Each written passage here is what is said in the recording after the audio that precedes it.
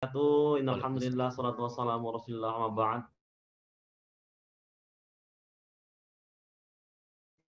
Alhamdulillah kali ini diberi kesempatan yang luar biasa ya. Diberi kesempatan yang luar biasa kepada saya untuk kembali mengisi materi ya pada kesempatan kali ini. Jadi materi kedua itu diminta di tanggal 3 Desember kalau nggak salah kemarin ya. 3 atau 4 Desember qadarullah saya berhalangan karena tanggal 1 mohon maaf ya.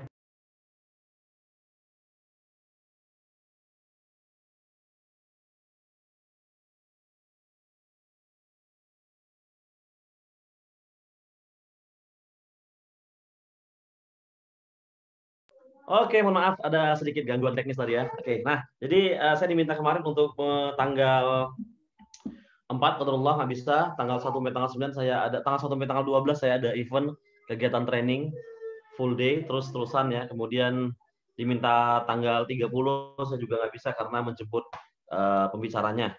Jadi hari ini baru bisa. Nah, dan untuk materi kita sharing-sharing aja hari ini.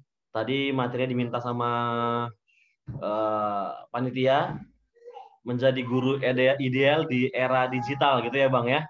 Oke. Sebentar dulu ya. Sebentar ya, mohon maaf agak ada gangguan. Tolong. Oke ya. Oke. Nah, jadi kita bicara tentang guru ideal. Nah, bicara tentang guru ideal maka tak lepas dengan era digital. Ada sebuah buku yang sangat menarik ya. Judulnya Digital Leader. Oke. Digital Leader. Ini tentang bagaimana seorang leader, seorang pemimpin di sebuah perusahaan harus memelek yang namanya digital. Karena ini eranya era digital, era 4.0 ya. Revolusi industri 4.0. Jadi mau nggak mau, suka nggak suka, kita harus masuk ke era digital. Bahkan sekarang kita sudah masuk ke revolusi industri 5.0. Artinya hampir semua kegiatan-kegiatan perusahaan, kegiatan-kegiatan produksi, kegiatan-kegiatan di dunia sudah diambil alih oleh komputerisasi, sudah diambil oleh robot, gitu ya. Nah, sama juga ibaratnya dengan zaman sekarang, kalau mau apa-apa tinggal mau cari di Google aja gitu kan. Nah, jadi artinya sebenarnya mau nggak mau, suka nggak suka, kita sebagai seorang guru juga harus bersiap menjadi seorang yang memiliki kemampuan di bidang digitalisasi. Kenapa? Ya, karena mohon maaf ya, mohon maaf. Kira-kira suara saya terganggu nggak? Ada ribut-ribut nggak nih kira-kira? Sedikit, tapi nggak apa-apa, Coach. Agak berisik ya, sebentar ya, sebentar. Iya. Mohon waktunya 2 menit ya. Oke, Coach.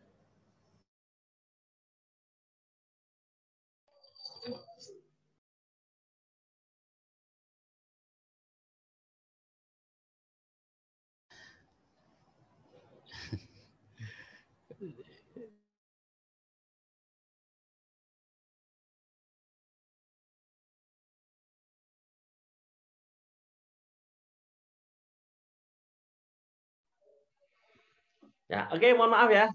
Biasa anak-anak ganggu soalnya ya. Oke. Dan kebetulan tadi juga telepon beberapa kali berdering, orang tua saya mau datang ke rumah. Oke, saya lanjut ya. Jadi teman-teman sekalian, penting kita sebagai seorang guru, oke, penting bagi kita seorang guru untuk melek dengan teknologi. Kenapa? Saya cerita tentang perubahan. Saya sedikit cerita tentang perubahan teman-teman sekalian, bahwa perubahan zaman sekarang ini, wah luar biasa, mengerikan percepatannya ya. Saya ngambil materi.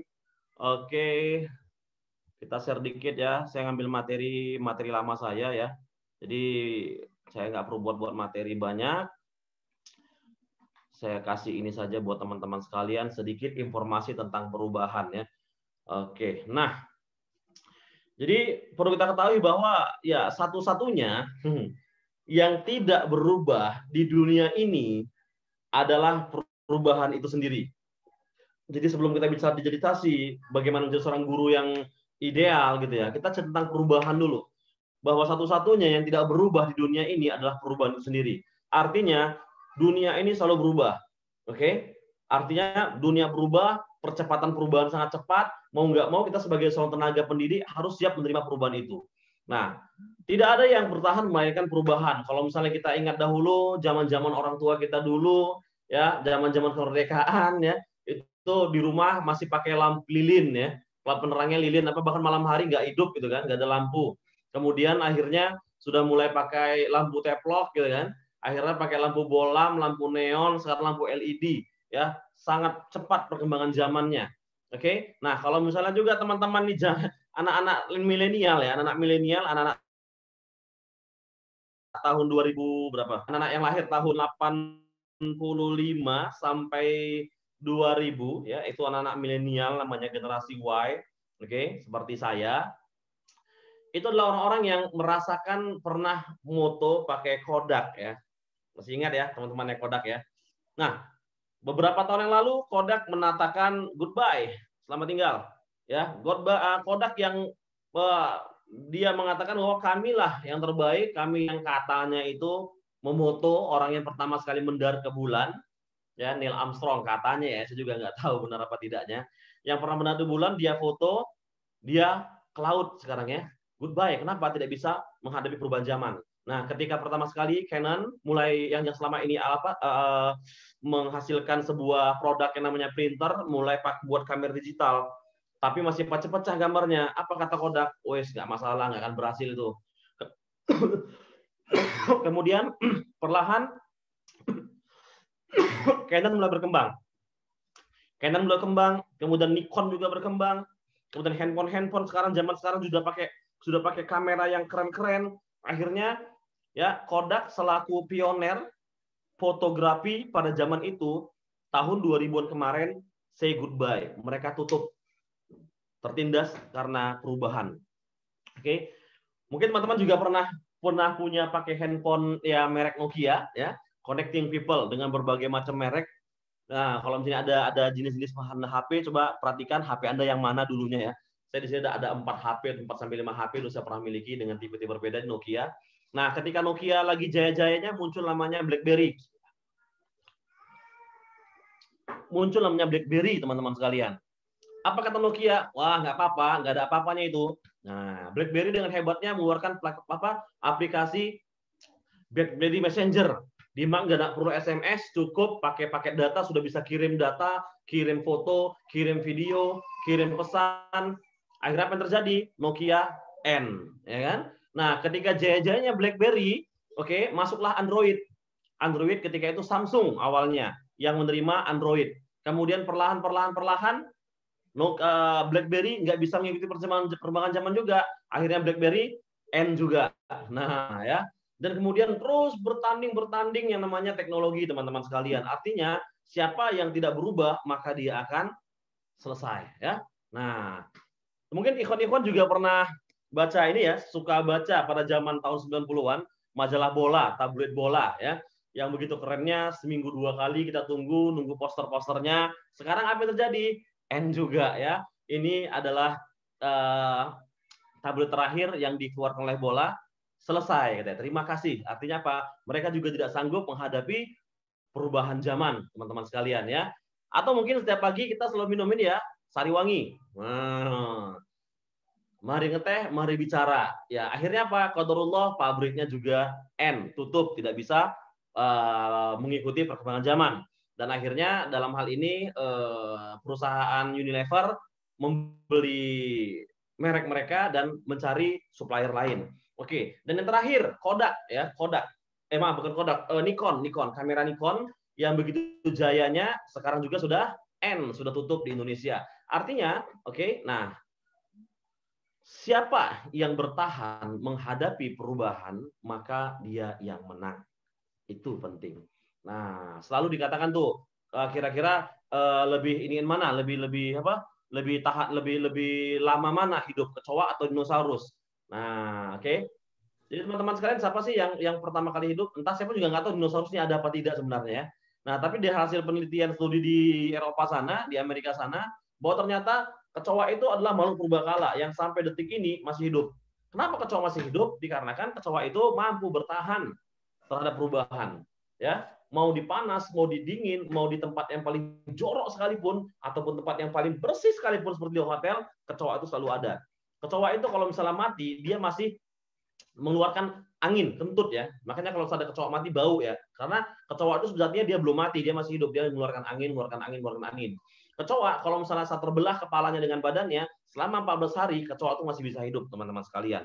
Jadi dia bisa bertahan. Ya, bukan artinya kita menginginkan semua orang menjadi seperti kecoa, enggak ya. Tapi kita belajar bahwa ketika kita bisa bertahan, bahkan bersiap mengalami perubahan zaman, maka kita bisa menang, teman-teman sekalian. Nah, apa hubungannya dengan guru ideal di era digital seperti ini? Nah, kan kita ketahui bahwa zaman sekarang ini kan sudah zamannya digital ya, sudah zaman digital. Jadi mau nggak mau, suka nggak suka, kita harus belajar tentang digital. Makanya pertama sekali yang perlu dibangun itu adalah mindset. Nah, ya. Yang pertama sekali dibangun adalah mindset, oke? Mindset. Apa itu mindset? Nah, sekarang kita diskusi dulu di kolom chat. Yuk, teman-teman. Jika ditanya, kan kita sering mendengarkan istilah mindset kan? Nah, pertanyaan adalah mindset itu apa ya? Yuk, 1 menit memberikan komentarnya, memberikan pendapatnya. Menurut teman-teman, mindset itu sebenarnya apa sih? Oke, silakan.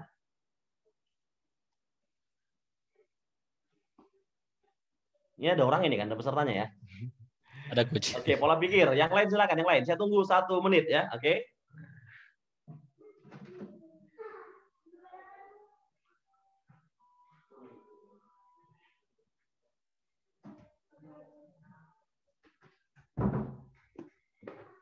Monggo. Pola pikir. Pemikiran ya. Oke. Kak Nur Cahaya. Udah Nur Cahaya lagi ya, cahayanya cahaya. Oke, Bang Rian Iskandar, pikiran yang mempengaruhi perasaan. Pikiran yang mempengaruhi perasaan akhirnya bentuk sebuah pola. Oh, keren banget. Ini sepertinya sudah pernah ngikuti kelas saya nih ya, jadi tahu pengertiannya. Pikiran perasaan ya. Oke, apa itu mindset? Uminova, sugesti otak, Windy, mindset hadir ya. Oke ya. Ya, mindset itu adalah hadir gitu ya. Ya, ada bisa cara pandang seorang. Oke, ada yang lain silakan. Ini peserta ada nggak nih? Ayo. Kalau belum sampai ada 10 orang yang jawab, saya nggak mau lanjut. Ya, jadi kalau Zoom saya, training saya berbeda mungkin dengan para pembicara-pembicara lainnya. Oke, saya orang yang paling suka diskusi. Ya, saya orang yang paling suka diskusi. Kalau seandainya saya cuma ngomong sendiri, artinya ya nggak ada beda dengan penyiar radio gitu ya teman-teman sekalian ya. Karena ini adalah bicara tentang guru ideal di era digital. Maka salah satu cara belajar di era digital adalah seperti ini. Oke. Nah, saya mau mengajarkan kepada teman-teman sekalian bagaimana cara mengajar di era digital ya. Oke, bagus sekali. Silakan, ada lagi. Apa itu mindset? Kalau misalnya malas mengetik, Anda bisa dengan langsung jawab pakai mute, di unmute. Cara unmute-nya tahan aja tombol backspace di laptop Anda atau di komputer Anda. Oke, Fahmiria, Elsa, Vini, Sri, banyak banget. Oke, itu satu akun 4 orang gitu ya. Cara pandang seseorang. Oke, good, bagus. Bang Amrul Hadi, mindset adalah kata lain dari pola pikir. Beberapa pengertian mindset menurut para ahli adalah suatu set yang wah, ini nampak banget nih kopas dari Google ya. Oke. Ya, kopas ya Bang Amirul ya. Oke. Adalah kata lain dari pola pikir. Ya, AC Indesapi cara berpikir. Hahaha, ya kan Bang Amirul ya. Oke, sumber berpikir seseorang. Oke. Ayo, ada lagi? Sebentar, kalau misalnya ada yang jawab benar, saya kasih hadiah. Oke, sebentar ya.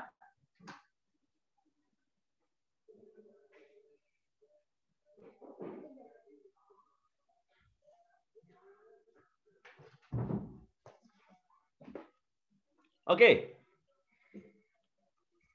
Yang bisa jawab benar ataupun mendekati ataupun kira-kira ya ini tepat begitu ya, saya kasih hadiah. Hadiahnya buku yang judulnya Life Change. Wah, ini buku bagus nih, ya. Life Change, buku perubahan hidup. Nah, video setting saya jelaskan lagi. Ini bukunya keren. Nah, ya. Nih, Life Change. Ini salah satu pengarangnya adalah Bapak Tri Muhammad Mukhtar Habibi. Ya. Salah satu pengisi tulisan ini namanya Bapak Tri Muhammad Mukhtar Habibi, orang Johor, VMG 2 ya. Oke. Nah, saya kasih nih buat Anda satu. Ini harganya ini nggak dijual bebas, ini dijual terbatas karena nggak laku gitu ya. Nggak ya. Nggak, ini dijual terbatas kemarin, tinggal 4 buah lagi. Kalau di luar harganya 150.000. Nah, saya kasih free bagi teman-teman yang menjawab atau aktif, atau mungkin kalaupun saya memberi pertanyaan yang menusuk gitu ya, nanti akan saya kasih. Oke, nah ya. Sip. Oke. Oke, ada Fadilah Khair, pola pikir bentuk kebiasaan dalam berpikir, prinsip, keyakinan, pola Marisa Tanjung, pola pikir bentuk perilaku. Oke, keren ya, pola pikir bentuk perilaku. Good. Mindset, prinsip yang dipegang seseorang. Mindset adalah pola pikir seorang mempengaruhi pola hidup tersebut. Oke, mindset cara berpikir. Hadiahnya madu lah coach. Oh madu. Kalau madu ini ya, time is honey ya, madu al hafiz, oke ya. Saya segan kalau mengasih madu karena di sana banyak kompetitor ya, merek lain, oke. Good, sip. Nah, kita lanjut. Habis ya. Nah, pertanyaan soalnya jawabannya bagus-bagus, tapi ada jawabannya Kopas ini sebenarnya lebih bagus. Cuma karena Kopas sepertinya saya kasih hadiah ini ya. Oke, teman-teman sekalian, mindset adalah pola pikir. Oke, stop ya. Sekarang saya lanjut. Apa itu mindset sebenarnya? Oke ya. Gak apa-apa, nanti saya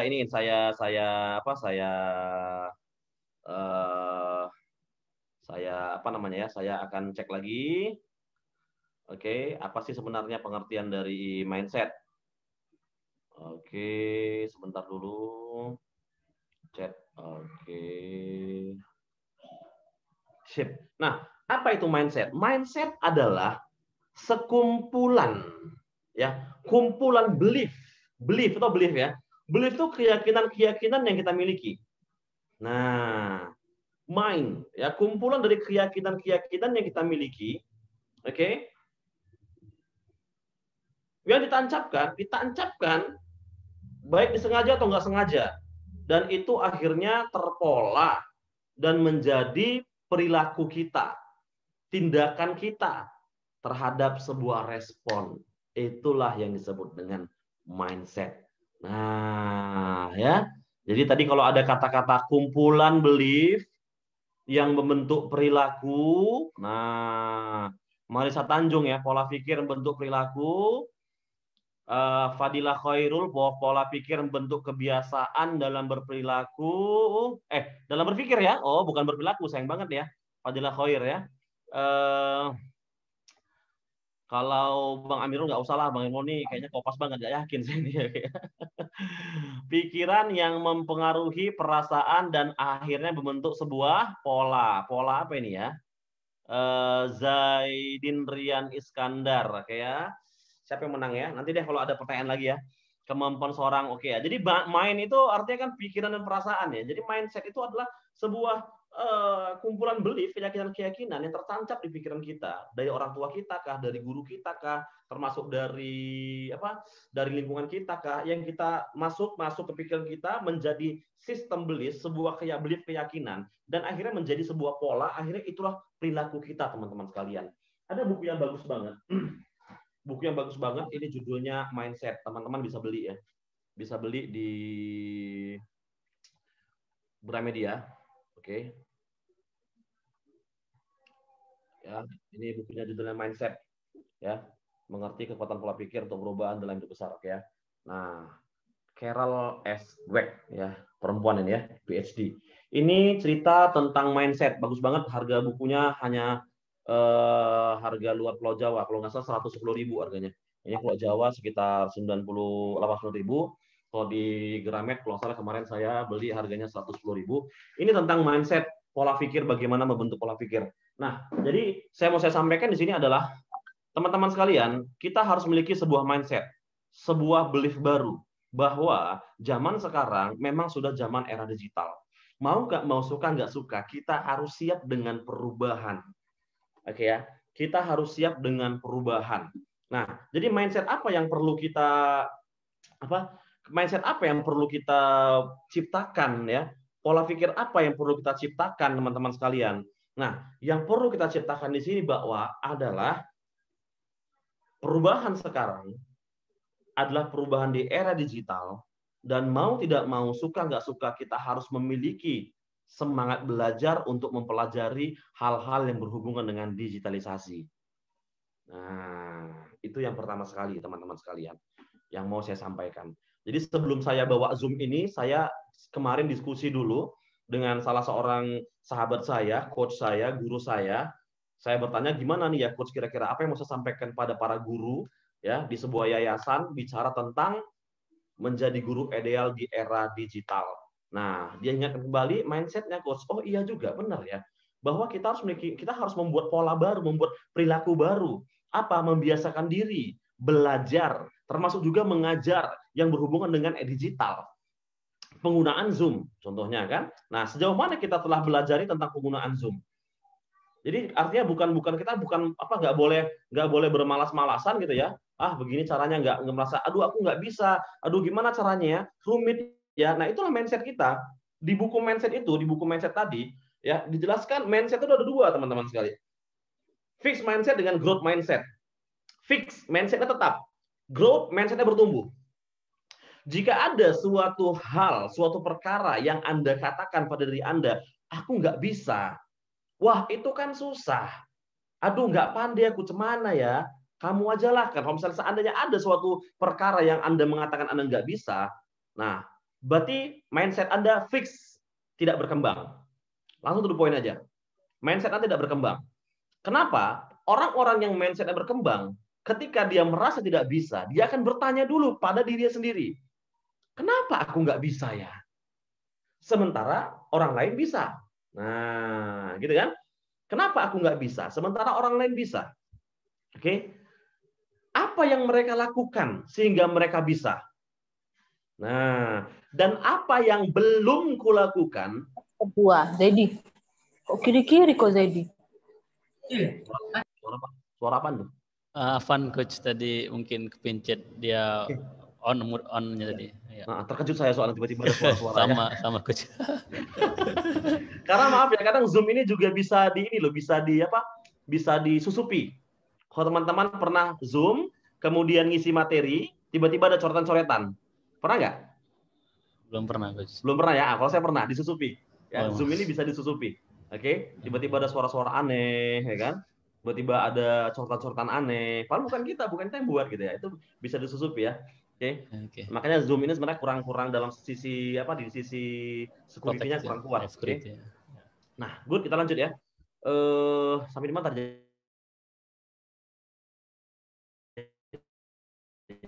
Saya lupa.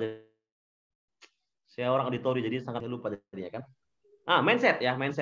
Nah, artinya mindset yang mindset yang berkembang itu adalah mindset ketika kita nggak bisa, kita tinggal nanya pada diri kita, kenapa aku nggak bisa sementara dia bisa. Nah, yang kedua, ketika apa yang mereka lakukan sehingga mereka bisa, dan apa yang belum kulakukan sehingga aku nggak bisa.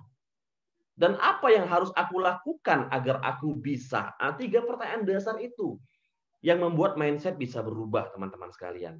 Contoh misalnya ya, ada yang jago berkomunikasi di depan umum, ya kan?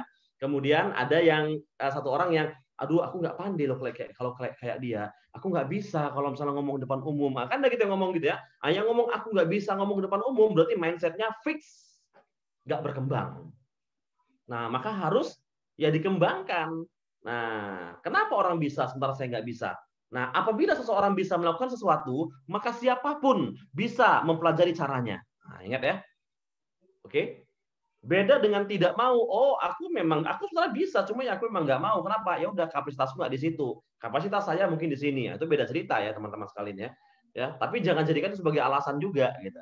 Oke. Nah, ya itu mindsetnya, fixed mindset dengan growth mindset. Itu yang pertama. Maka luruskan dulu, perbaiki dulu mindset kita bahwa memang zaman sekarang adalah zaman era digital, dan mau nggak mau, suka nggak suka, kita harus punya mindset belajar, terus belajar, ya, hal-hal yang baru, hal-hal yang umum, berani mencoba hal-hal yang baru. Jangan puas ketika sudah bisa ini tidak mau melakukannya lagi. Itu yang pertama. Oke. Nah, hal belajar apa saja yang perlu kita pelajari? Contoh misalnya skill penggunaan tools, Google Meetup, Zoom, kemudian bagaimana kita berkomunikasi melalui WhatsApp ya. Nah, apalagi saya saya juga tidak tahu apakah nanti ke depannya kita akan bertatap muka atau misalnya sekolah. Saat ini sekolah kita kan masih pakai tatap muka gitu ya. Zoom tatap muka gitu kan. Nah, jadi ketika Anda sudah belajar sudah memiliki kemampuan menggunakan aplikasi, menggunakan alat-alat yang berhubungan dengan digital, menggunakan aplikasi digital untuk membantu pekerjaan Anda, apalagi zaman sekarang adalah zaman yang mengajar, Ini makanya enaknya sebenarnya materi ini kita bahas di awal-awal COVID kemarin ya. Nah, ini COVID udah mau hilang ya, insya Allah ya. Nah, baru sekarang kita bahas gitu kan. Karena lebih asik ketika kita belajar bagaimana menjadi guru ideal di era digital. Nah, karena ya pada awal-awalnya guru itu kan tidak dibekali, teman-teman sekalian. Ya, guru-guru tidak dibekali kemampuan digital. Ini alhamdulillah para guru saya dengar di sini mereka masih muda semua ya. Bagaimana dengan guru-guru di sekolah negeri? Ya, guru-gurunya sudah menjelang pensiun gitu kan, tiba-tiba dihadapkan dengan kondisi seperti ini, kondisi yang tidak kita terduga ya, yang sudah Allah takdirkan, tiba-tiba muncul sebuah virus akhirnya merusak seluruh tatanan negara, tatanan ekonomi, tatanan pendidikan. Nah, akhirnya kita harus belajar cepat ya kan. Nah, menggunakan aplikasi-aplikasi yang berhubungan dengan kebutuhan pengajaran kita. Apalagi yang perlu? Nah, kita sudah memiliki skill, oke, mendesain pelajaran online. Jadi artinya sebenarnya kan tugasnya di era digital ini adalah bagaimana memindahkan offline menjadi online. Nah, ya kan? Bagaimana memindahkan offline menjadi online? Pembelajaran tatap muka menjadi pembelajaran digital. Oke. Nah, saya sudah memulai pelatihan digital, maksudnya pelatihan online itu tahun 2014. Puncaknya di 2016 saya sering membuat kelas-kelas online.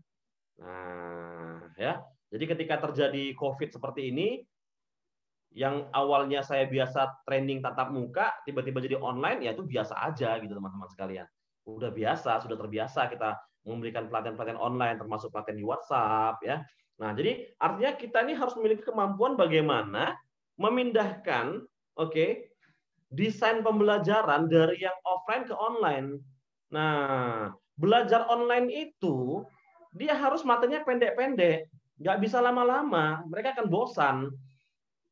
Kalaupun panjang harus dipecah-pecah. Nah, saya nggak tahu apakah di sekolah ada tim khususnya bagaimana merubah sistem offline menjadi online, mendesain pelajarannya agar menarik, itu harus ada. Nah, apalagi yang dibutuhkan oleh kita sebagai guru di era digital ini. Nah, ini kan selama ini kan teman-teman ini mengajar via online ya.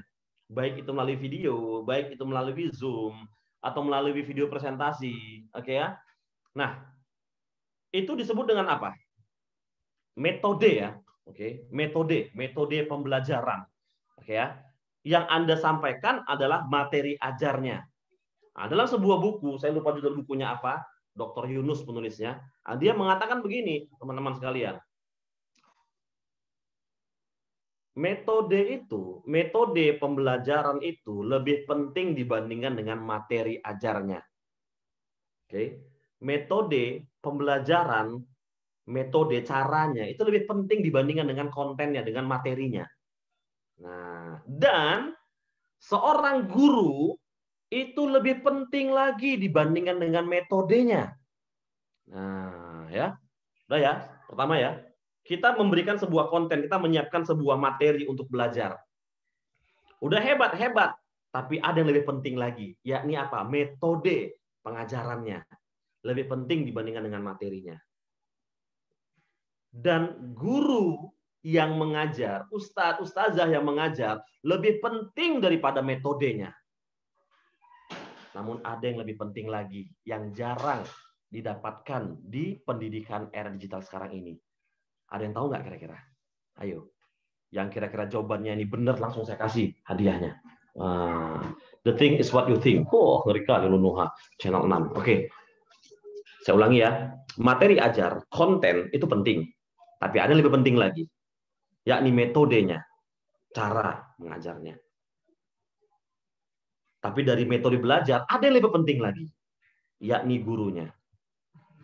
Tapi dari gurunya ada yang lebih penting lagi, dan ini jarang sekali dapat pada saat pembelajaran online. Pada saat pembelajaran melalui digital. Baik itu melalui WhatsApp, baik itu melalui YouTube, baik itu melalui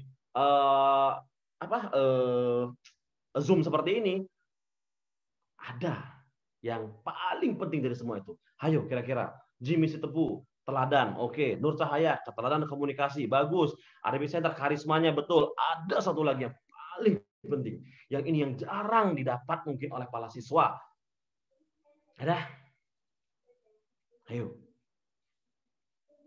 Gimana? Dan ini sedang saya lakukan ini. Ini sedang saya lakukan kepada teman-teman sekalian. Interaksi antara guru siswa, oke. Kasih sayang, oke, keren. Feel-nya, oke. Apa? Ada? Akhlak dan adab, oke, keren. Apa itu? Materi yang disampaikan bisa dipahami. Materi yang pertama, ya. Interaktif, oke. Lebih dari interaktif ya. Kenapa bisa terwujud interaktif? Kenapa bisa terwujud interaksi? Ayo, nah, itu dia intinya kenapa. Refleksi, refleksi ya. Pijat refleksi ya. Kolaborasi. Wibawa, kontak mata. Ini kemarin saya agak sedikit ini ya. Bahwa karena ketika semua nggak ada gambarnya, saya bingung nih kontak mata gimana. Nah, eye contact karena itu penting, memang penting ya. Menyangkut juga dengan jawabannya. Komunikasi ada lagi, oke. Pemahaman karakter, oke. Saya tutup. Ada yang lebih penting dari semuanya. Yang lebih penting itu adalah ruh gurunya. Spirit gurunya yang mengajar. Ini yang jarang didapat mungkin oleh para pembicara, para pendengar. Kenapa? Kita ngajar sekedar menyampaikan sebuah materi, tapi tidak memberikan ruh, tidak membuat pertanyaan sederhana begini, apakah ketika Anda mengajar, membuat video, berbicara, seolah-olah menganggap bahwa murid Anda ada di sana? Itu. Saya menemukan beberapa case ya, khususnya sekolah-sekolah negeri di mana banyak murid-murid yang stres. Kenapa? Karena gurunya tugas terus, ngasih materi terus. Ya. Yang membuat efeknya apa? Si anak itu tidak merasa ada feel tadi, ada feel tadi ya. Feel-nya Arabic Center tadi ya, tapi bukan lebih pada feel. Kepada ruhnya, semangat si guru tuh mengajar tuh. Anda nggak lihat nih wajah saya sampai ngomong begini-begini tuh loh ya kan. Nah, kalaupun seandainya gambar ini saya stop, oke, gambar saya nggak ada. Tapi Anda bisa merasakan nggak ketika saya berbicara itu seolah-olah saya di depan Anda. Sebagaimana juga ketika saya berbicara sekarang ini, Anda tuh berada di depan saya semua, teman-teman sekalian. Itu yang perlu kita miliki gitu ya. Nah, benar nggak?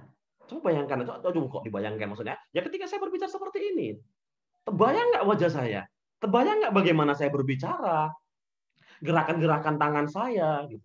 Nah, suara intonasi saya itu menekan pada diri Anda.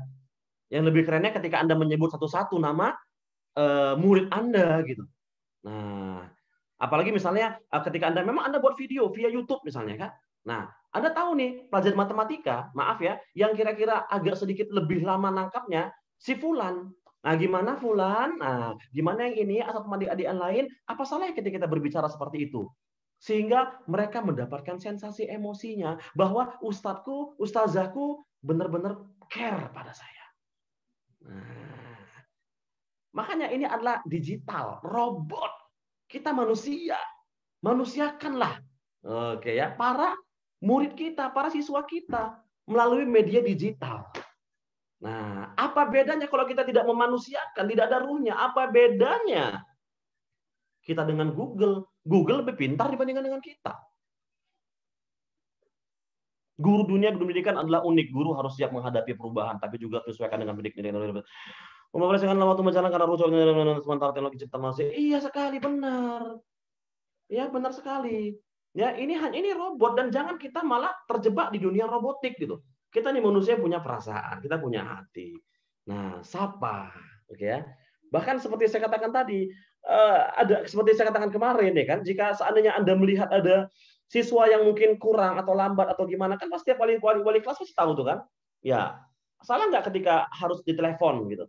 Ditelepon siswanya gimana? Munculkan sisi humanis kita. Itu yang tidak bisa digantikan oleh digital. Itu tidak bisa digantikan oleh robot karena robot tidak punya emosi. Nah, itu yang belum bisa digantikan oleh artefak intelijen. Teman-teman tahu ya, AI, artefak intelijen, mereka bisa menciptakan hologram yang nyaris mirip seperti kita, gitu.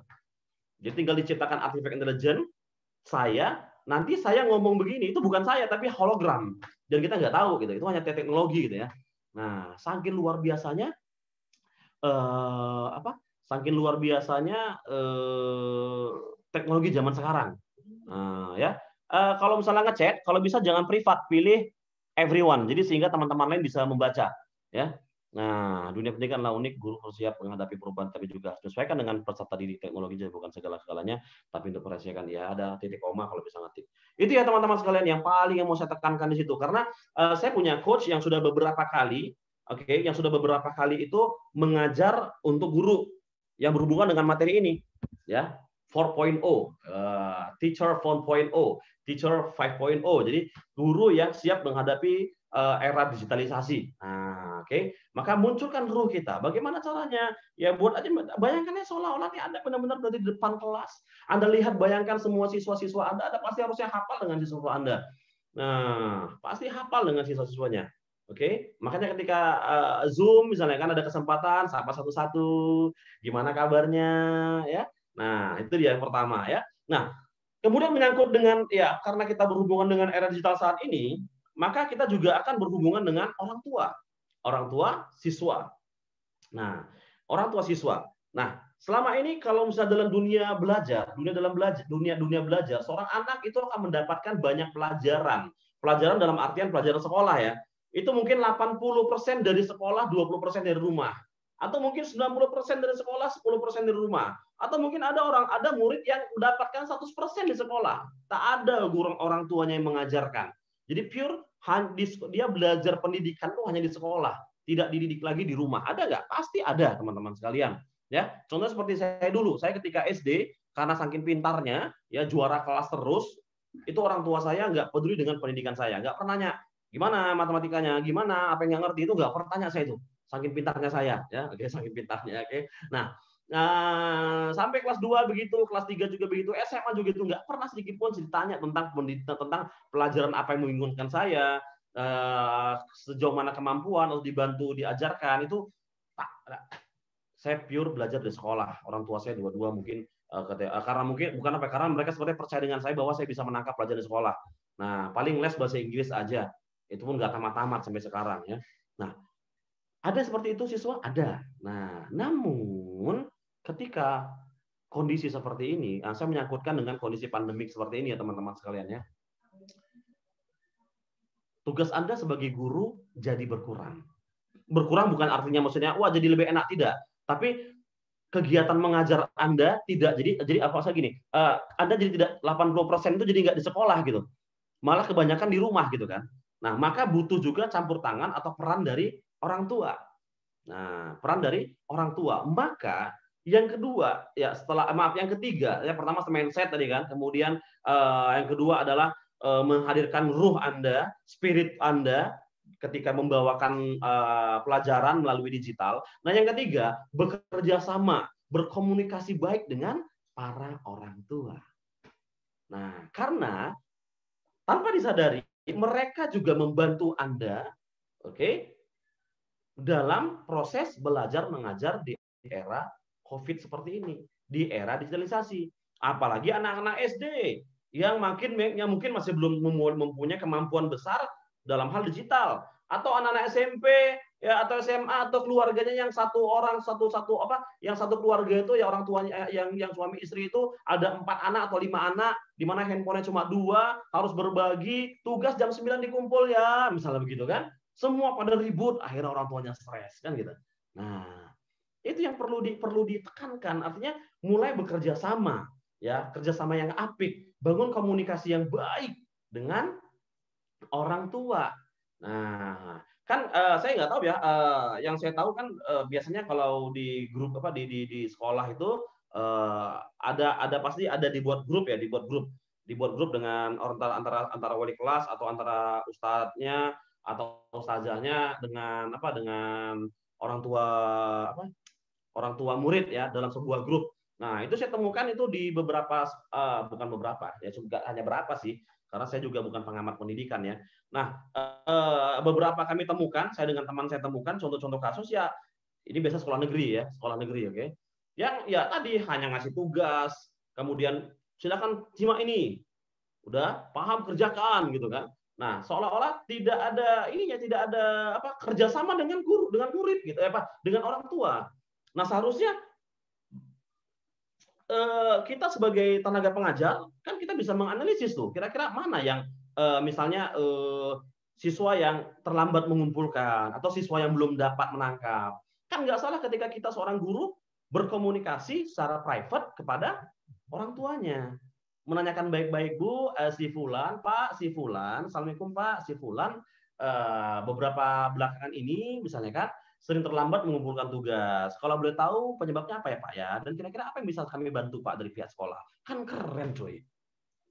Nah, jadi seolah-olah itu kita memang pure, benar-benar itu ya memberikan apa? Memberikan kebaikan gitu.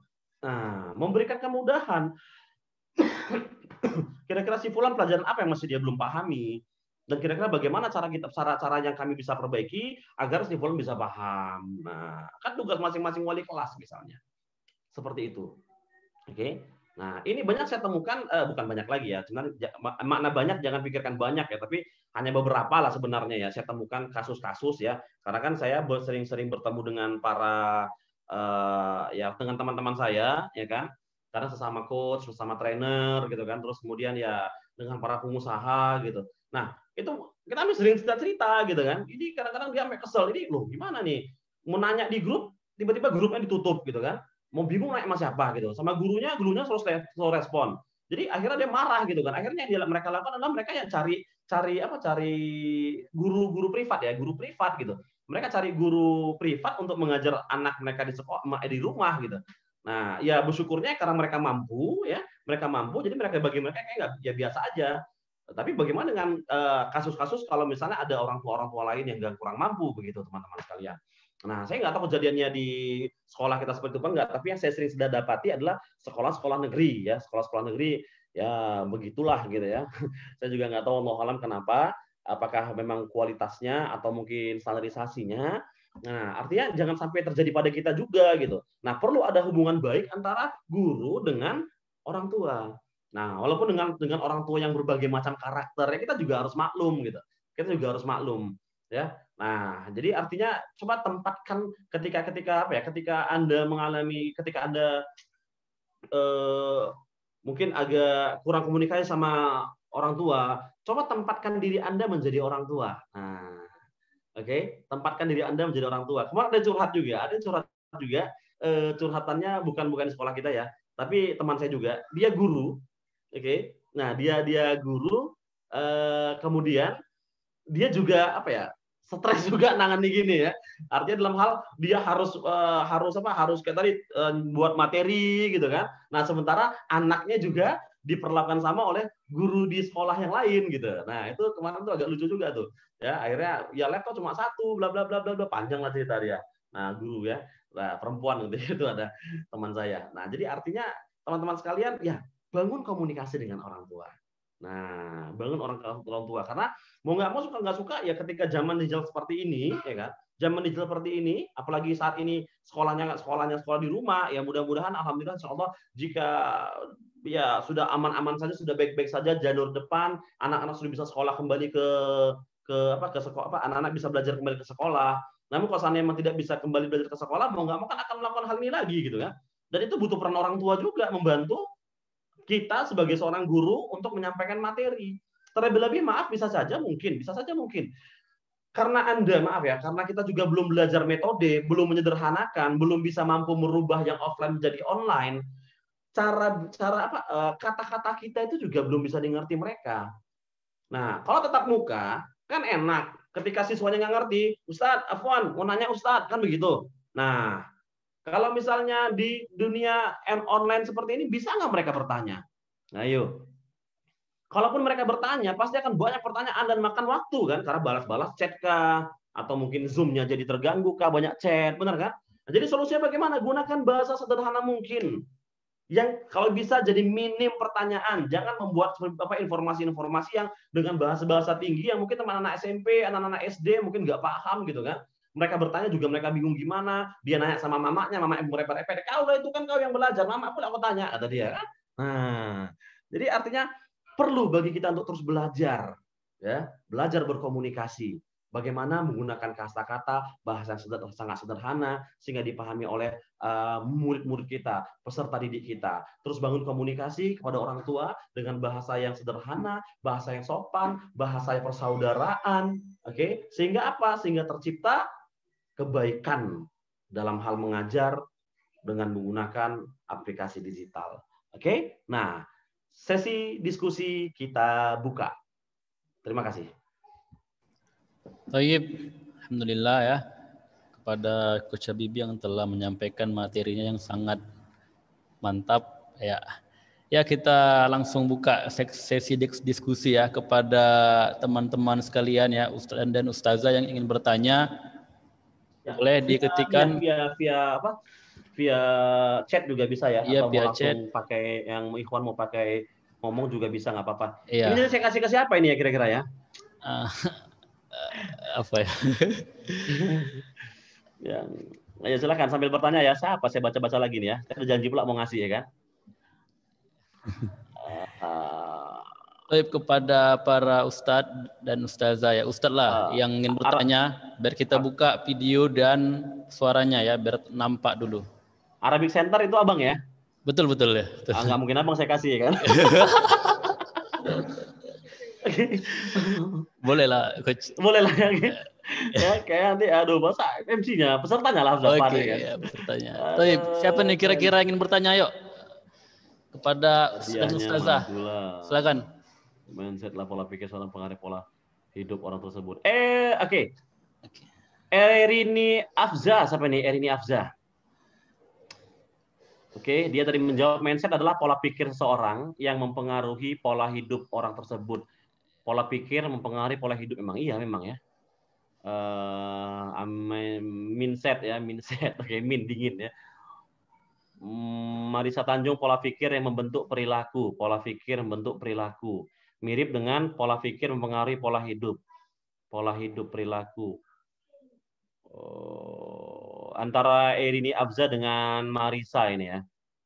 Yang pertanyaan yang jawabannya lebih mendekati. Fadilah Khairul juga pola pikir bentuk kebiasaan dalam tapi kalau seandainya Fadilah Khairul menjawab pola pikir bentuk kebiasaan dalam berperilaku, itu dia yang benar. Ya, tapi pola pikir bentuk kebiasaan dalam berpikir ya kan. Jadi mikir-mikir aja dia ya. Jadi ada dua orang ya, calon kandidat pemenang buku ini, Marisa Tanjung dengan Erini Afza ya. Oke, good. Silakan, ada pertanyaan. Kepada Ustazah Marisa Tanjung dan Ustazah Erini. Itu calon ya. Ya, calon ya. Satu orang aja saya kasih ya. Mana tahu nanti ada pertanyaan yang dari mereka yang dalam gitu kan, atau yang berbobot, nah bisa saya kasih ya. Iya. Ke anak aja, Bang Amirul ke rumah aja baca bukunya di sini aja ya. Bang Amirul nggak saya kasih soalnya kompetitor saya gitu ya. Nggak urusan Anda ya. Kasih anak saja coach, anak kejasaan butuh juga referensi. Mindset sudah dibangun sebaik mungkin, tetapi di lapangan tak seindah. Mindset maksudnya mindset. Mindset tuh mungkin salah ketik itu, mindset itu. Oh, mindset ya. Mindset sudah dibangun sebaik mungkin, tapi di lapangan tak seindah mindset tadi. Terkadang kita sendiri yang melanggar mindset. Bagaimana solusinya? Berarti mindsetnya belum dibangun. Nah, bagaimana cara membangun mindset? Ayo, sekarang saya tanya kembali kepada Nur Cahaya. Bagaimana selama ini Anda membangun mindset? Ayo, ya kan? Berarti mindsetnya belum dibangun. Nah, ada beberapa, langsung saya jawab ya, ada beberapa cara membangun mindset. Pertama, repetisi, mengulang-ulang. Oke, teman-teman tahu nggak, sadar nggak? Kita sering mengulang doa, benar nggak? Bangun pagi, doa bangun pagi apa? Doa bangun pagi. Alhamdulillahillazi ahyana ba'da wa mata, kan? Dan selanjutnya. Bangun tidur, bismillah Muhammad ahad, dan selanjutnya. Doa masuk kamar mandi, doa keluar kamar mandi. Itu kita melakukannya secara berulang-ulang sehingga menjadi sebuah kebiasaan, sehingga menjadi sebuah keyakinan ketika sebelum tidur mengingat Allah ya, bahwa Allah tidak tidur, tidak mati. Bangun tidur bersyukur sama Allah bahwa kita telah dibangunkan dari kematian sementara. Itu kan mindset teman-teman sekalian. Ya. Berulang. Jadi bagaimana cara kita membentuk mindset baru? Kita sering melakukan afirmasi. Afirmasi itu apa? Self talk, ngomong pada diri sendiri. Oke. Ngomong pada diri sendiri. Ya, tapi kalau afirmasi namanya kita ngomong pada diri sendiri, Sudah sisa tanya jawab kan? Sudah ya, Bang Mardiono. Sudah boleh tanya jawab ya. Oke. Berarti nampak tadi waktu saya ngomong apa nggak ada dia. Oke. Jadi nggak tahu dia tanya jawab apa nggak. Saya ulangi lagi. Jadi mindset itu artinya mindset, maaf ya. Salah satu merubah mindset adalah dengan cara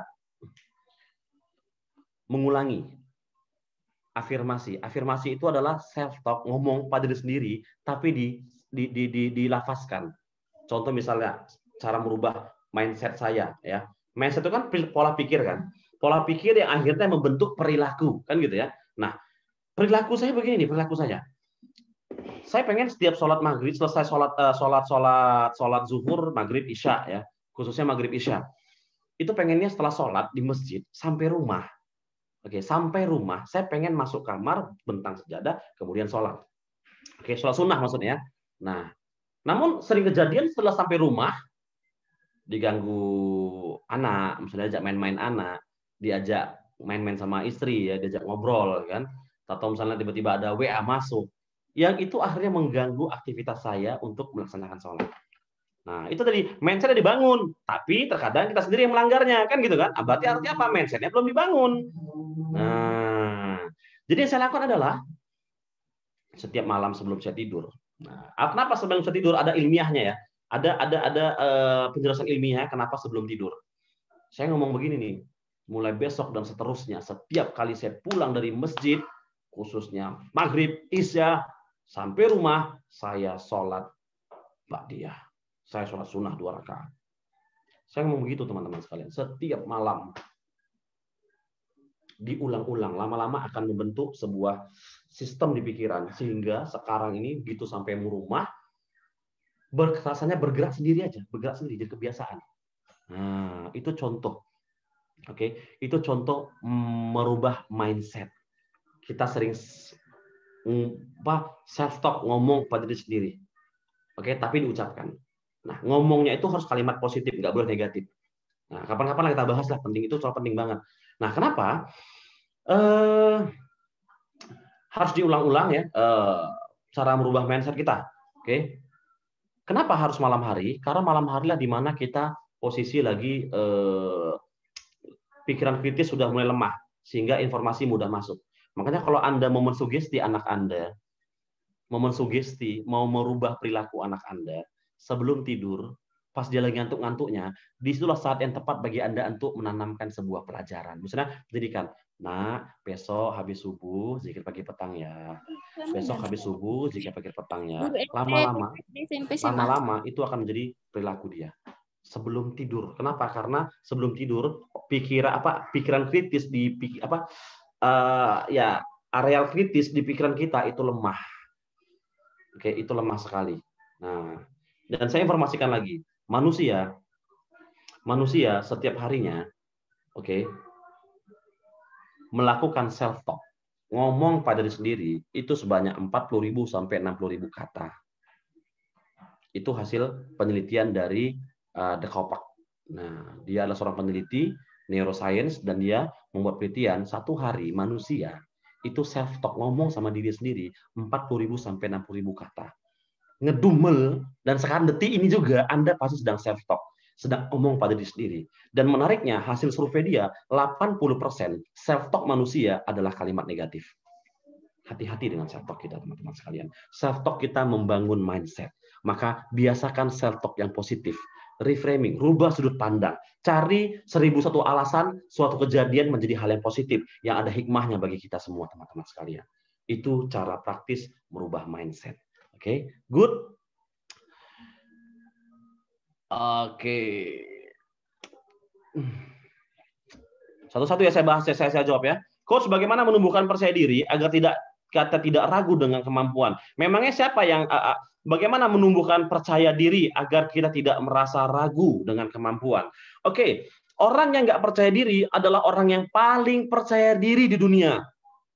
Ingat ya, orang yang nggak percaya diri adalah orang yang paling percaya diri di dunia. Kenapa? Karena dia yakin sekali kalau dia tidak percaya diri. Kan yakin banget kan. Aku agak ragu nih. Dia yakin banget kalau dia itu ragu. Kan berarti dia pede banget, benar ya. Nah, oke. Cuma masalahnya banyak. Nggak, itu anekdot ya. Artinya tidak ada namanya nggak percaya diri. Ya, ketidakyakinan itu menunjukkan Anda yakin. Sayangnya Anda yakin kalau Anda tidak yakin. Nah, oke ya. Jadi bagaimana cara agar bisa menaikkan percaya diri? Persiapan, titik, itu aja. Nah, persiapan. Anda yang mau nikah, ketika mau akad. Kalau misalnya ragu pasti gugup. Tapi kalau pede, sekali aja terjadi. Ya. Nah, pemain bola, ketika lagi semangat ya dia pede, dia cetak gol. Tapi ketika dia lagi nggak semangat, lagi lemah, ada masih di lapangan, pasti dia jelek mainnya. Kenapa? Karena nggak ada persiapan. Jadi banyak cara untuk meningkatkan percaya diri. Tapi salah satu cara yang paling terbaik adalah persiapan. Nah, oke. Ini panjang soalnya kalau misalnya dijelaskan lagi cara meningkatkan percaya diri ya. Coach, bagaimana menumbuhkan? Oke, dari yayasan, apa tolak ukur guru dikatakan bersemangat? Bagaimana dengan suara kecil, gaya kalem, dan pada dasarnya dia semangat, namun karena faktor alam nggak memungkinkan bergaya energik. Mohon penjelasannya. Semangat itu tidak mesti seperti saya yang harus ekspresi seperti ini. Oke, saya ini maaf ya. Saya pernah membuat sebuah role play. Oke, saya pernah membuat sebuah role play. Kapan-kapan kalau mau bisa datang ke rumah, bisa kita contohkan ya. Saya pernah buat sebuah role play, teman-teman sekalian. Ini mohon maaf kalau mungkin agak bertentangan dengan belief Anda ya, tapi ini saya sudah membuktikannya. Saya buat sebuah role play, masing-masing peserta itu mendekatkan tangannya. Oke, karena depan-depan lah gitu ya, atau begini ya.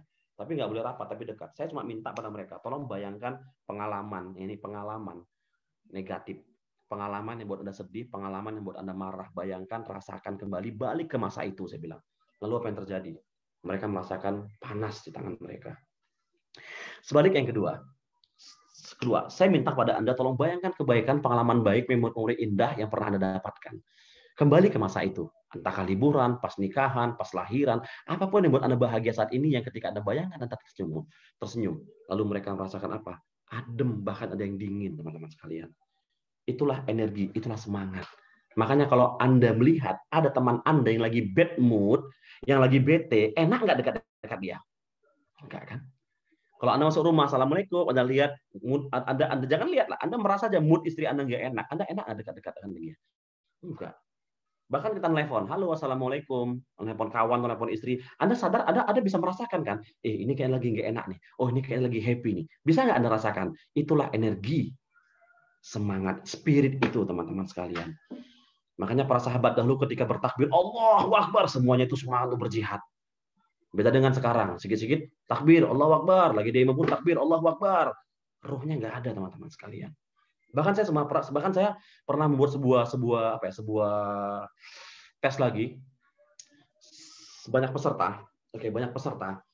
Saya minta 2 orang keluar, 1 masuk. Tapi sebelum dia masuk, saya bilang sama peserta, tolong peserta yang di luar, 1 orang masuk, dia duduk di depan. Anda lihat dia saja, Anda lihat nggak usah bicara, tapi bayangkan hal-hal keburuk tentang bayangkan hal-hal yang buat Anda sedih, yang buat Anda marah, Anda benci, lihat dia seperti itu. Jadi ketika masuk peserta, mereka lakukan hal itu, tenang aja, diam gitu kan. Tiba-tiba si peserta di depan itu lemas, pucat, berkeringat, hampir pingsan. Lalu kemudian satu lagi, oke, saya panggil, sam. Tapi yang kebalikan, minta mereka untuk berikan senyum, kemudian bayangkan hal-hal yang baik, yang enak, gimana. Si peserta tiba-tiba duduk, beberapa lama tiba-tiba, gimana? Kok nggak tahu Pak, sih kok sebahagia kali Kak, kok enak sekali Pak. Itu adalah energi, teman-teman sekalian. Ya, ini nggak pakai jin, nggak pakai ini, tapi energi itu ada, spirit itu ada. Ya, semakin Anda ibadah taat, rajin ibadah, nuntut ilmu, bertemu dengan orang-orang soleh, kan Anda juga adem rasanya kan. Melihat wajah orang soleh, melihat Anda ke surga, benar nggak? Itu adalah energi. Jadi semangat itu nggak mesti seperti saya harus ya kita harus begini, enggak. Ini mah gaya saya seperti ini gitu loh. Tapi kelihatan kan, terasa teman-teman sekalian. Itu yang harus dimiliki. Artinya Anda memiliki semangat jiwa bahwa anak ini mengajarkan benar-benar tulus. Nah, jadi sehingga dengan suara pelan pun terasa itu kasih sayang Anda kepada murid-murid Anda. Ya, jadi nggak perlu sampai nggak perlu ya, nggak perlu. Oke ya. Nah, oke, good.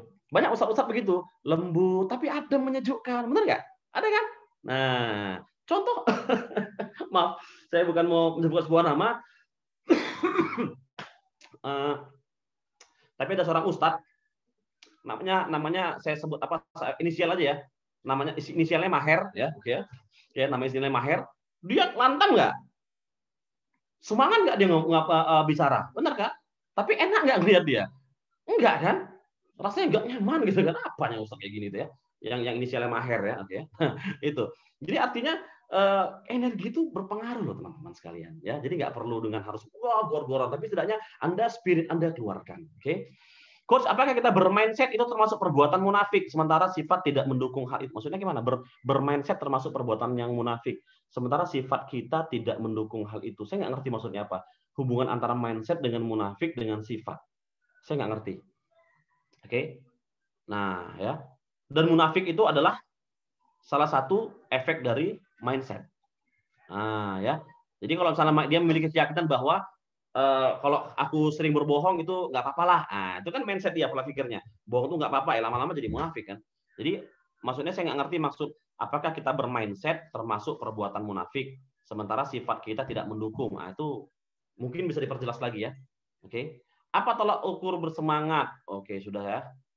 Perubahan adalah ketentuan Allah, maka untuk mensikapi harus selalu juga berdasarkan ajaran agama. Wih, ini benar banget. Karena mindset karunia Allah. Bagaimana coach? Benar banget. Perubahan itu adalah ketentuan Allah. Oke?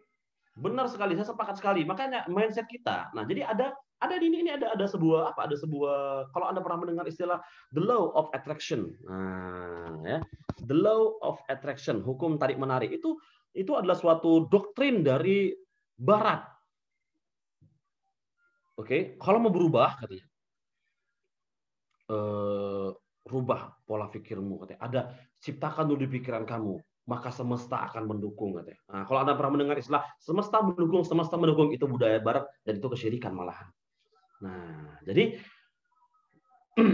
segala sesuatu perubahan apapun, oke, kita harus memiliki keyakinan semua itu tak lepas dari campur tangan Allah Subhanahu wa taala. Makanya belajar tentang pola pikir, belajar tentang pengembangan diri, itu nggak boleh sembarangan, teman-teman sekalian. Karena banyak ilmu-ilmu tersebut ada juga hadir dari budaya Barat. Padahal kalau misalnya kita pelajari literasi Islam, oke, bagaimana Umar bin Khattab yang begitu keras tiba-tiba mendengarkan ayat Allah, kemudian dia akhirnya masuk Islam, ya, itu adalah perubahan mindset. Dikarenakan apa? Kata-kata, ya, kata-kata yang mempengaruhi keyakinannya, kata-kata yang mempengaruhi belief-nya. Nah, atas campur tangan siapa? Tetap campur tangan Allah Subhanahu wa taala azza wajalla. Jadi artinya segala perubahan itu tak akan lepas dari campur tangan Allah Subhanahu wa taala. Oke? Benar, itu benar sekali. Yang bisa merasakan ruh kita ketika mengajar adalah siswa kita. Apa indikator kita berhasil menyampaikan ruh tersebut kepada siswa kita?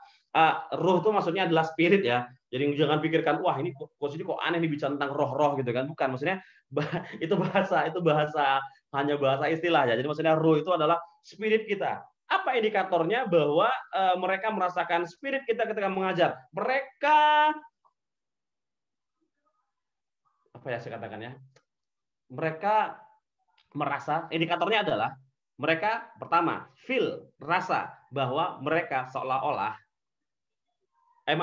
mereka merasa bahwa Anda seolah-olah ada di hadapan mereka. Nah, nyambung nggak dengan ini kita dengan hadis Jibril. Nah, apa itu ihsan? Anda beribadah seolah-olah Anda Allah di hadapan kita, seolah-olah Allah di hadapan kita, kan gitu kan? Atau kita yakin bahwa Allah melihat kita. Nah, itu spiritnya. Nah, jadi ketika seandainya dia merasakan bahwa seolah dia berada di depan kita, jadi ketika dia belajar, apa yang dia lakukan? Dia serius, dia senang, dia semangat juga. Dia merasa nggak terbebani. Nah, itu dia spirit yang dapatkan. Nah, ya. Jadi itu wujud kalau seandainya dia merasakan spirit kita. Seolah-olah guru tuh ada di depan saya loh, gitu. Nah, jadi apa yang dilakukannya? Karena kalau seandainya memang benar guru ada di depan saya, maka kira-kira apa yang dilakukan? Apakah dia malas-malasan?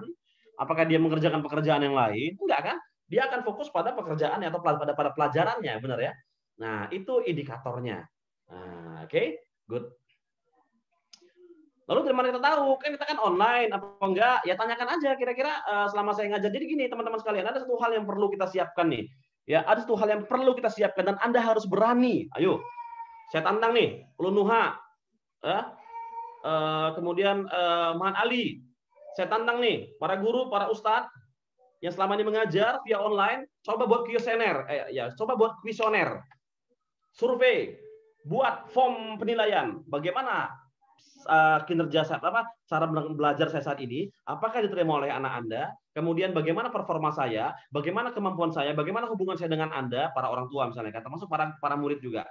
Biarkan mereka menilai Anda. Salah nggak? Selama ini Anda yang menilai para murid kan? Ayo, saya tantang nih, gimana? Selama ini Anda yang menilai para siswa. Kenapa nggak sekali-sekali siswa yang menilai Anda?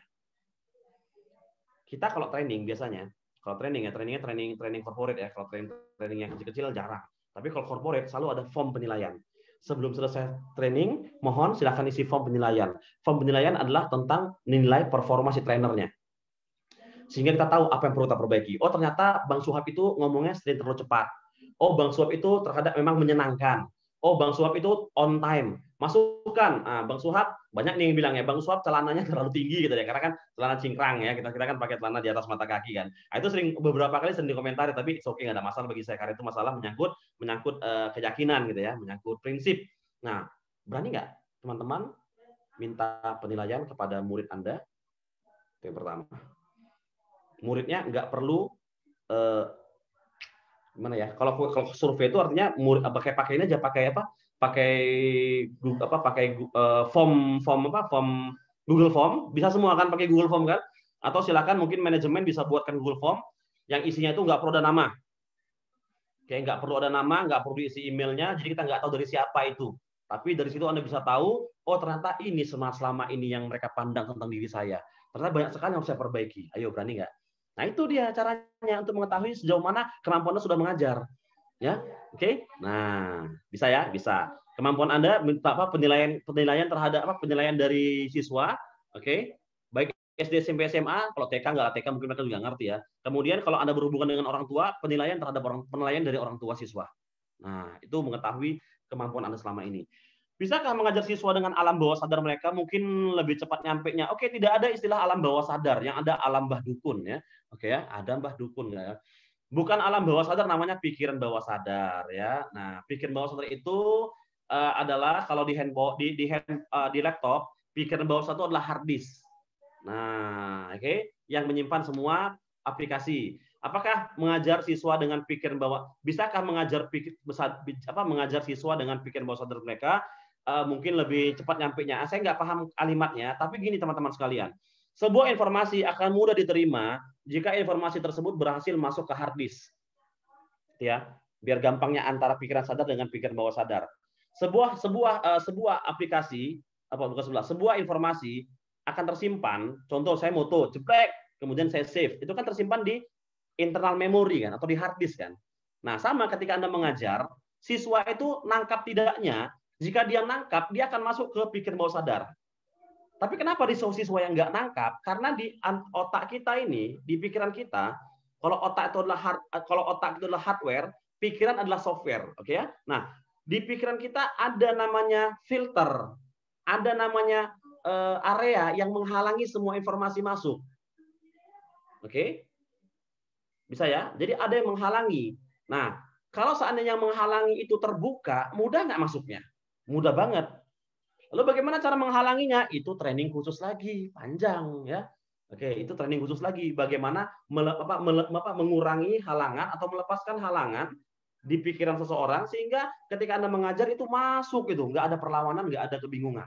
Bisa, tapi trainingnya khusus ya. Bisa. Jadi kalau pertanyaan bisakah mengajar sesuai dengan alam bawah sadar, itu saya nggak ngerti. Tapi intinya ketika Anda bisa menyampaikan sebuah informasi dan mereka paham, artinya apa yang Anda sampaikan sudah masuk ke pikiran mereka, sudah tersimpan. Tapi kalau masih bingung, merasa gimana-gimana, berarti belum tersimpan. Nah, itu saja. Ya. Perubahan dan ketentuan Allah untuk persiapkan juga, oke, benar. Ada lagi pertanyaan kira-kira teman-teman sekalian? Jika tidak ada, maka kita tentukan pemenang. Silakan.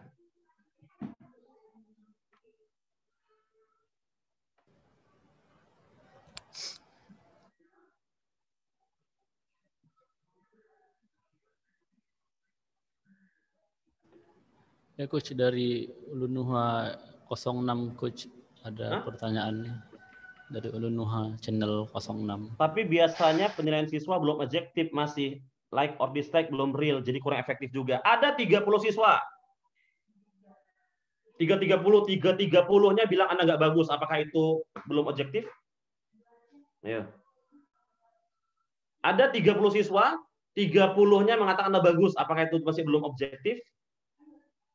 Nah, bisa kira-kira ya. Gitu ya. Jadi artinya memang bukan cuma objektif. Setiap kita memang hidup dalam kesubjektivitas. Nah, saya termasuk subjektif, teman-teman sekalian. Siapapun termasuk Anda sekalian, kita nih hidup dalam subjektivitas kita. Tapi kalau semua orang mengatakan bahwa Bang Suap itu orangnya itu, misalnya Bang Suap tuh orangnya ngaco tuh. Dari 100 orang bilang ngaco. Kira-kira benar apa enggak? Walaupun memang suara terbanyak itu belum tentu benar gitu ya. Nah, tapi itu bisa menjadi bahan penilaian saya gitu. Nah, bisa menjadi bahan penilaian saya bahwa oh ya. Nah, contoh misalnya review nih, review. Nah, ini biasa kita pakai kalau misalnya dalam bisnis ya. Oke, review super bakso. Ya. Oke, super bakso. Nah, oke di sini aja ya, sebentar ya. Ini contoh nih ya. Contoh review. Ini contoh jawaban yang tadi subjek apa tidaknya ya. Share option, bentar ya.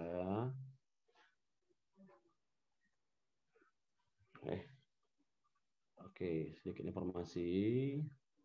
Cancel. Mohon maaf ya sebentar ya. Oke. Nah, ini adalah bisnis yang baru kami buat ya. Kelihatan nggak ininya? Nampak, Gus, nampak. Nampak ya? Nampak.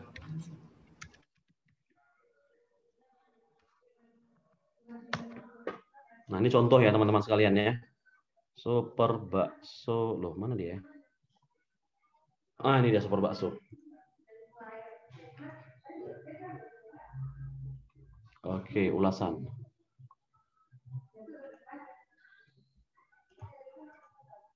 Mana ya? Agak lambat, mohon maaf.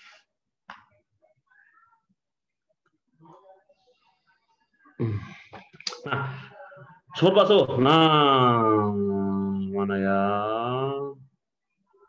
Dari foto. Ah, ini dia. Lihat nih.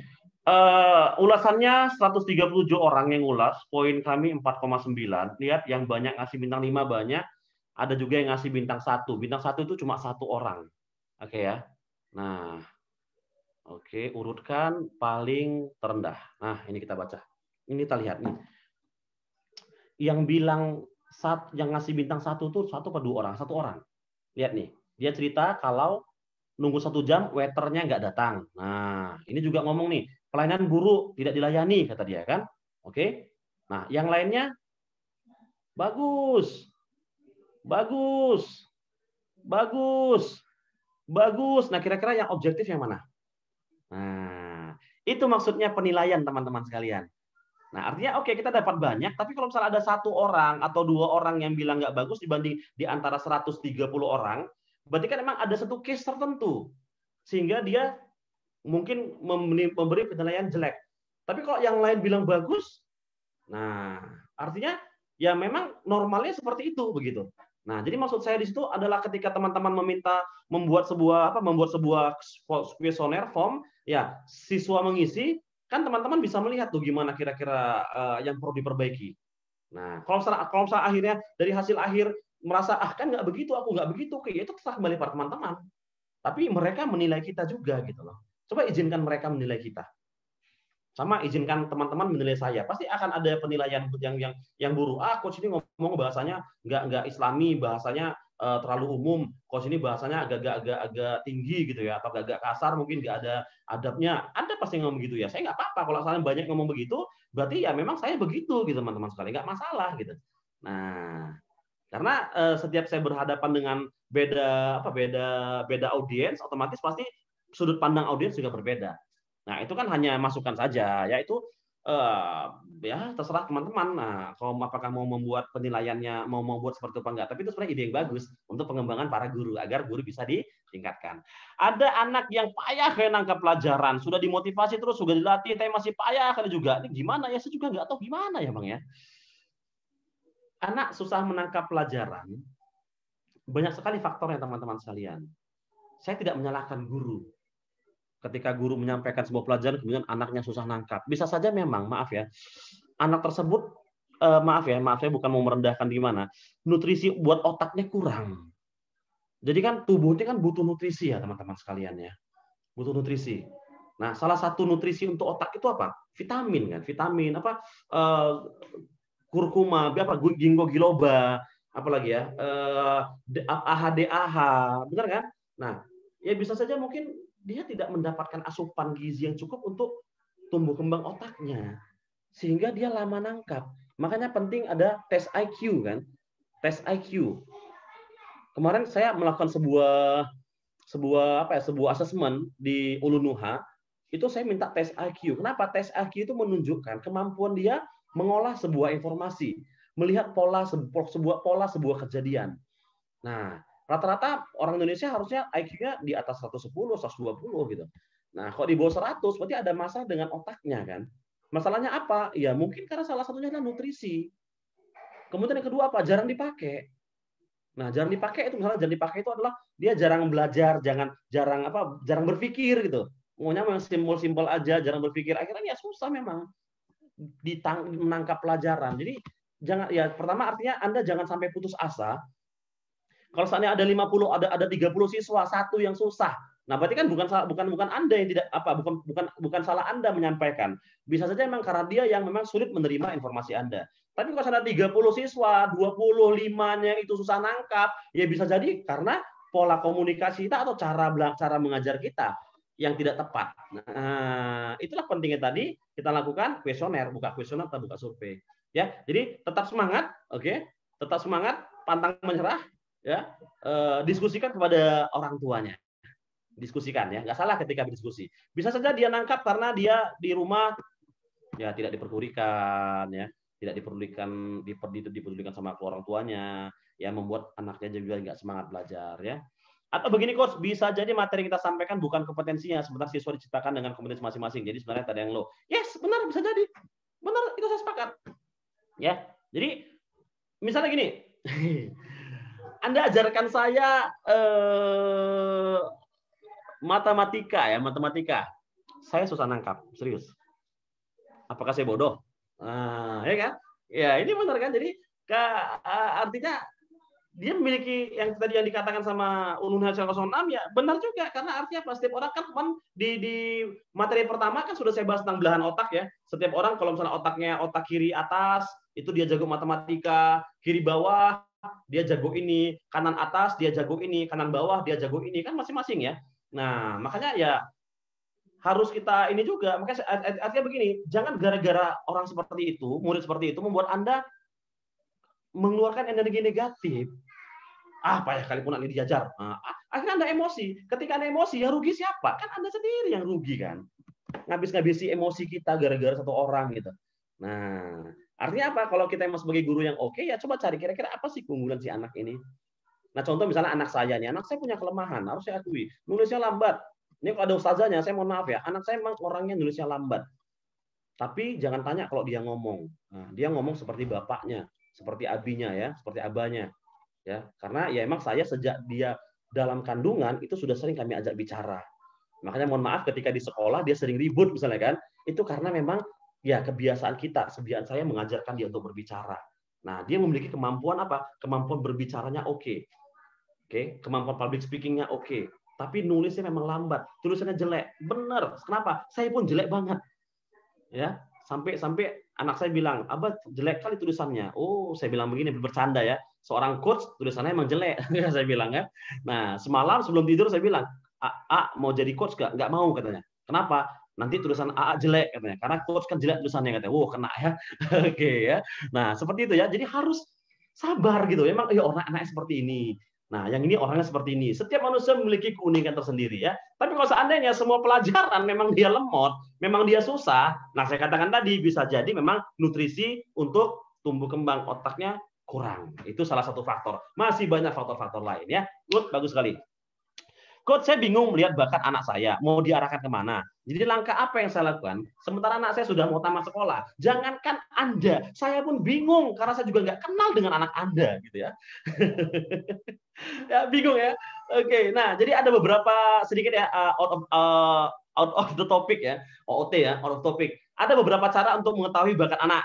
Bisa pakai Steven yang pertama. Tapi kalau mau bagus yang lebih sederhana, lebih murah, itu pakai yang teman saya tadi, Raimu. Cukup foto anaknya atau anak difoto, nanti hasilnya keluar. Nah, kemudian nanti timnya akan menjelaskan anak Anda memiliki belahan otak tengah yang sekian, sehingga dia memiliki kemampuan ini. Ini produktif, bla bla bla bla bla bla bla bla. Nah, itu lebih oke lagi. Harganya juga cukup terjangkau, hanya 150.000. Kalau Steven itu sampai 600 ribuan. Oke, ada juga cara lain dengan grafologi ya, ada juga dengan MBTI, ada juga dengan DISC. Tapi kalau anak sekolah nggak perlu seperti itu karena itu agak menguras pikiran ya. Berarti itu caranya, itu solusi yang saya berikan ya. Good. Sampai saya sekarang juga saya juga bingung anak saya mau diarahkan kemana ya. Kalau saya pribadi, anak saya sampai sekarang, mau jadi pemimpin nggak mau, bingung katanya. Mau jadi apa? Nantilah, nanti salah kata dia. Dan bos saya baru saya sadari, saya saja sampai SMP belum punya impian ya. Oke. Apa-apa ya, sabar, tetap semangat ya. Apalagi anak-anak masih banyak semua kemampuan potensi yang dimiliki, kembangkan aja semua. Nanti akan dapat dengan sendirinya insya Allah ya. Good. Habis, ada lagi? Habis Coach, alhamdulillah. Habis ya, ya. Sekali ya. Sama saya nggak bisa cepat-cepat soalnya kalau ngisi ya, minimal 3 jam. Coach, mengenai hadiah tadi Coach, hadiah buku tadi Coach itu sama Marisa atau Efriani? Oke, Bang, yang paling lama ngikuti kelas saya tadi Marisa apa Efriani tadi? Tadi ada pertanyaan juga dari Ustazah Erini tadi. Mariani ya, Mariani. Nah, apa pertanyaannya? Erini. Tadi kan ada 2 ini kan coach kandidat antara Erini dan Marisa. Ya. Namun yang bertanya tadi Ustazah Erini. Mana ya pertanyaannya? Yang tadi coach apa jawab? Ini saya bingung tadi. Okay. Yang coach saya bingung lihat bakat anak saya gitu. Bukan coach, yang ini dia, yang bisa merasakan ruh kita ketika mengajar. Yang bisa merasakan ruh kita ketika mengajar adalah pesohor kita. Oh ya. Jadi hadiah saya kasih ke mana bukunya tadi hilang. Ya. Hadiah. Ya bukunya saya kasih kepada Ustazah Erini ya. Iya. Oke, bisa diambil langsung ke rumah saya nanti temui istri saya. Mau tantangannya Bang Ustaz? Enggak usah lah, tantangannya tantangan saya jelek soalnya, malu ya. Oke, selamat kepada Ustazah Erini ya. Oke, qadarullah buat Ustazah Marisa belum kurang-kurang ya bukan nggak beruntung ya. Ustazah Marisa saya kasih hadiah lah madu ya, madu hutan Sumatera Al-Hafiz ya. Ukuran 300 gram yang sudah kita uji lab hasilnya asli ya. Oke. Selamat kepada keduanya ya, kepada Ustazah Erini dapat buku, sama Ustazah Marisa dapat madu. Boleh diambil, boleh orangnya langsung atau boleh perwakilan dari sekolah ambil ke rumah saya. Rumah saya dekat ya, sudah tahu ya. Oke, selamat. Jazakumullah khairan katsiran. Saya kembalikan kepada moderator. Nah, syukran Coach atas materi yang disampaikan ya, sangat luar biasa, Masya Allah. Ini pertemuan terakhir Coach ya? Iya ya. Ya kami harap Coach dapat ini lagi mengisi lagi nantinya selama saya paham materinya, ya selama ada luang waktu insya Allah. Iya. Kalau materi nggak paham, saya nggak bisa gitu. Saya nggak mau menyampaikan materi yang saya nggak kuasai ya. Tapi Coach, kami ucapkan syukron wa jazakallahu khairan Coach atas materi yang disampaikan. Semoga bermanfaat bagi semuanya Coach. Thayyib, akhirul kalam, subhanakallahumma bihamdik, asyhadu an la ilaha illa anta, astaghfiruka wa atubu ilaik. Assalamualaikum warahmatullahi wabarakatuh. Waalaikumsalam warahmatullahi wabarakatuh.